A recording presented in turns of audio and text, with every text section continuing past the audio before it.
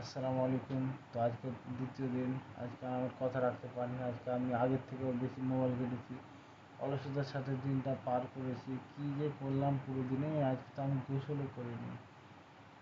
তাই জন্য আমি অনেক দুঃখিত আছি।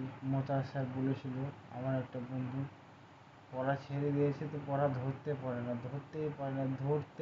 না। বছর পার হয়ে গেল, এখন তো বছরই পার হলো, চাকরির পরীক্ষার জন্য প্রস্তুতি করতে পারে না, সেরকম আমার অবস্থা। আমি পড়া ছেড়ে দিয়েছি তো ছেড়েই দিয়েছি, ধরতেই পারি না। তো আমার টার্গেট থাকবে অন্তত কালকে প্রতিদিন যাতে আমি কমপক্ষে আমি বলবো না কতটা, কিন্তু ধরো মিনিমাম 10-15 মিনিটও যদি আমি করতে পারি, তাই জন্য আল্লাহ তৌফিক দান করুক। আমি দুপুরে ঘুমাতে বাধ্য হচ্ছি, কী যে ব্যাপার, আমি দুপুরে নিজেকে শান্ত রাখতেই পারছি না। আমি রাতেও অনেকক্ষণ জেগে যাচ্ছি, 12টা 1টা তো আমার এখন স্বাভাবিক হয়ে গেছে। আল্লাহ আমাকে ভালো রাখুক।